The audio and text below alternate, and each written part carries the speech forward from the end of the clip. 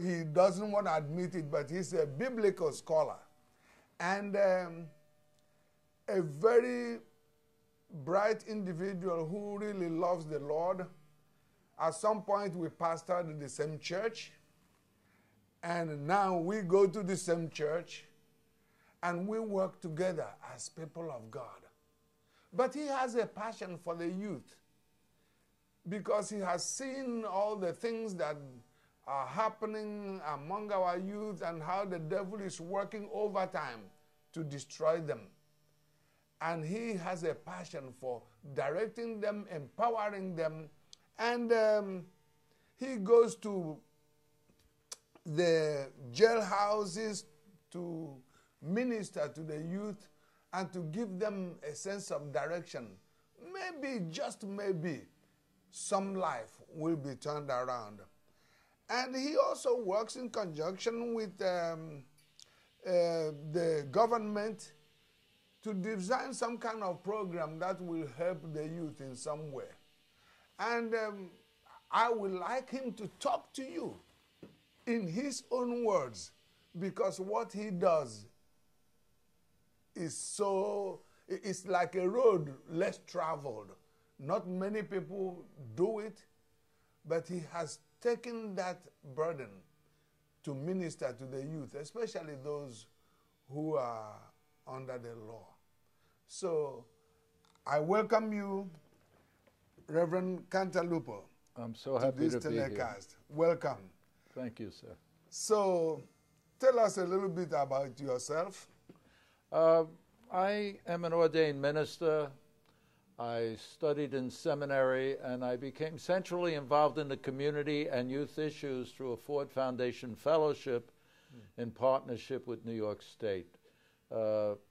Considered to be dealing with youth at risk that are found not only in the families of people, more often than not headed up by single women, very often who gave birth as teenagers, but centered in the gangs, which is a central problem in violence and in crime in the boroughs. So I engaged the gangs where I found them, basically in South Brooklyn, and slowly developed a program which I partnered with them when they were charged with nonviolent crimes, drug possession, drug sales, and worked with their attorneys in the court system of Brooklyn in the state Supreme Court. Also, partnering with the district attorney in a youth congregation partnership where probation would be in lieu of sentencing. And I found from that initial point the presence of God so central in the lives, just compelling me to be involved. And I found the need for understanding, to really understand what the placement and the experience was in the families and in the absence of families, to understand that prevention and intervention was so necessary. And growing along the years, it's been almost 15 years now, that somehow the church had to be awakened, and we would have to somehow provoke the community to look at public policy. It had to be dealt with at all areas. And I'm still working in that design, and very often I say to myself, there is frustration.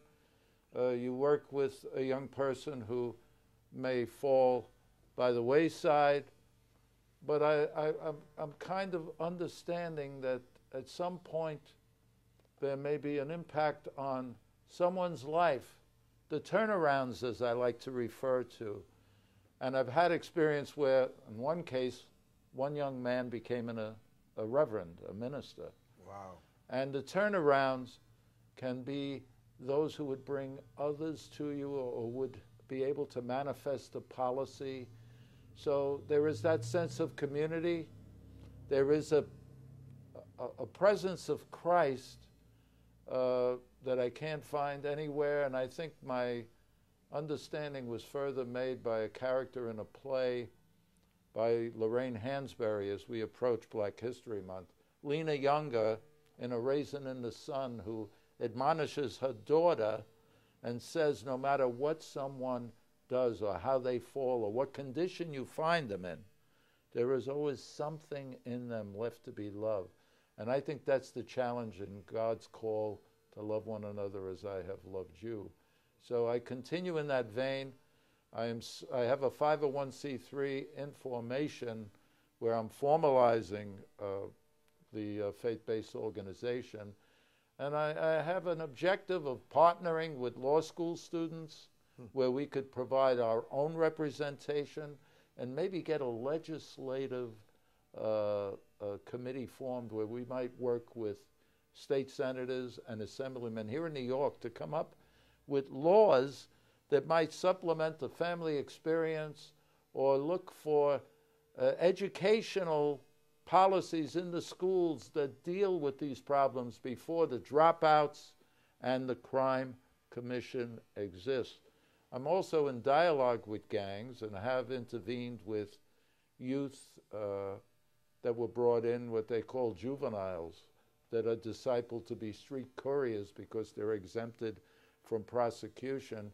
And we have negotiated a separation of those youth from their initial engagement of the gangs. But it's a problem that I would not accord to my own ministry alone. I think there are hands that have to be brought into this, public policy, and, you know, respectfully, church policies have to be seen beyond the door of the church on Sunday into the community and to meet people where they stand in crises. You know, just listening to you, it sounds like you are doing what Isaiah says, to set the captives free, to heal the brokenhearted. My question is, knowing what gang is like, you have the blood, you have the crypt, you have all kinds of gangs. What made you take up this kind of thing, knowing that gangs, many people dread to talk about them, many people dread to approach them, many people dread to do anything that will cripple their operation? It got to be the Spirit of God working inside you that pushed you to say, go ahead with this. Exactly. Well, I was a member of prison fellowship before I went to seminary, and there was a Saturday afternoon I was leading a Bible study, and I recited Luke 4:18, where Jesus is reading from Isaiah. Correct. I am anointed to preach the gospel to the poor. Yes. And one young man who was going to be shipped upstate, facing a 15-year sentence, pointed his finger at me and said, "Where were you when I was out on the street?" Well, I went back to the office during the week and I spoke to several people and I said, you know, maybe I have to be out there with them. And I make no excuse for this, but there was a fear. There was something that contained me about it. But when I heard about this Ford Foundation Fellowship, that I would be supervised by a former prison inmate who received his master in pastoral counseling from New York Theological Seminary while in Sing Sing, I thought of an immersion system, and I thought of the idea that I may just have to jump in the water of life to be a factor for Christ. And I asked myself, why did you become a minister? And I remember the lines from a song, nobody told me the road would be easy, but I won't take nothing from my journey now. So I decided that this would be my opportunity. There was a sub-issue. I knew I was older, and I was in the black church, and I wanted to remain within all the issues affecting minorities, Latinos and blacks. I was called, my initial call came from that central community, so I said, you have to offer something special, go to the street. And do you believe in grace, or do you believe in cheap grace? Do you believe that God could protect you? Do you pray and